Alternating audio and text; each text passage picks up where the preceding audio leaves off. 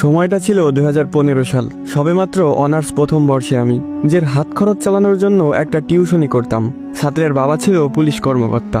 হঠাৎই তার ট্রান্সফার হয়ে যায় অন্য কোথাও, তাই তারা চলে যায় আর আমার হাত খরচের একমাত্র মাধ্যমটাও হারিয়ে যায়। তখন আমি অনেক খুঁজেও একটা টিউশনি জোগাড় করতে পারলাম না। তারপর একদিন রাতে আমার বন্ধু আবির কল করে বলল একটা টিউশনি আছে, ক্লাস 9-এর একটা মেয়েকে পড়াতে হবে। মেয়ের বাবা ইতালি থাকে, তাই বেতন নিয়ে কোনো চিন্তা নেই, বাড়িয়েই দিবে। কিন্তু শর্ত হলো সপ্তাহে 2 দিন পড়াতে যেতে হবে, ঠিক রাত 11টা থেকে 2টা পর্যন্ত। এমন শর্ত শুনে আমি সাথে সাথেই না বলে দেই, কারণ রাত 11টা থেকে পড়াতে যাওয়া আমার পক্ষে সম্ভব না। সকালে আমার ক্লাস শুরু হয় 10টা বাজে, ঘুমাবো কখন এই সময় পড়াতে গেলে? কিন্তু তারপর আবির যা বলল তাতে আমার ঘুম হারাম হয়ে গেল। ও বলল 15,000 টাকা বেতন দিবে।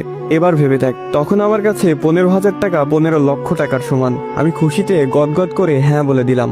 আবির আমাকে ঠিকানা টেক্সট করে দিল আর বলল শুধুমাত্র শনিবার এবং রবিবার রাতে যেতে হবে। আমার কাছে বিষয়টা কেমন জানি অদ্ভুত লাগলো, কিন্তু টাকার নেশায় কিছুই মাথায় নিলাম না। 2 দিন পর শনিবার আমি রওনা দিলাম আবিরের দেওয়া ঠিকানা অনুযায়ী।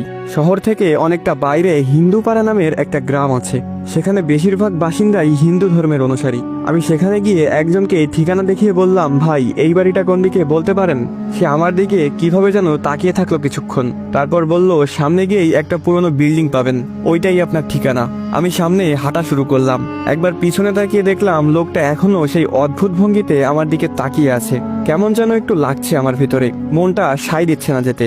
কিন্তু 15,000 টাকার কথা মনে পড়লেই আবার মন বদলে যায়। না, গিয়েই দেখি। একটা পুরনো বিল্ডিং এর সামনে এসে দাঁড়ালাম। হ্যাঁ, এটাই সেই ঠিকানা।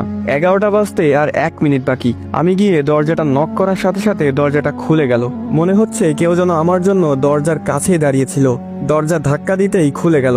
খ্যাত করে একটা শব্দ হলো, কিন্তু সেখানে কেউ ছিল না। তাহলে দরজা খুললো কে? আমি কখনো ভূত প্রেত এসবে ভয় পেতাম না, অনেক দেখেছি জীবনে এসব। একটা কথা বুঝে গিয়েছিলাম, সেটা হলো তাদেরকে ভয় পেলেই তারা মাথায় চড়ে বসে। তাই নিজেকে খুব শান্ত করে বাসায় প্রবেশ করলাম। বাসার ভিতরটা কেমন যেন অন্যরকম দেখতে। প্রতিটা দেয়ালে আরবিতে কিছু লেখালেখি করা, অদ্ভুত অদ্ভুত ছোট পোকামাকড়ের দৃশ্য আঁকা। সবচেয়ে বড় কথা, বাসার ভিতরটা একদম নিস্তব্ধতায় ঘেরা, কোনো একটা ছোট শব্দ কানে আসছে না। একজন মধ্যবয়স্ক মহিলা একটা রুম থেকে হাসি মুখে বেরিয়ে এলেন। আমাকে বলল, তুমি নিশ্চয় গালিব, আবির তোমাকে পাঠিয়েছে।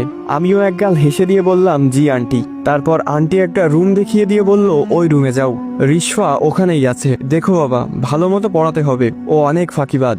ও, তার মানে আমার ছাত্রীর নাম রিশফা? আমি বললাম, সেটা নিয়ে আপনি চিন্তা করবেন না আন্টি, আমি রিশফাকে ব্রিলিয়ান্ট স্টুডেন্ট বানিয়ে দিব। এই বলে রুমে গেলাম। দেখলাম রিশফা এক মনে খাতায় কি যেন অঙ্কন করছে। আমি গিয়ে হালকা কাশি দিতে এসে উঠে সালাম দিল। আমি সালামের উত্তর দিয়ে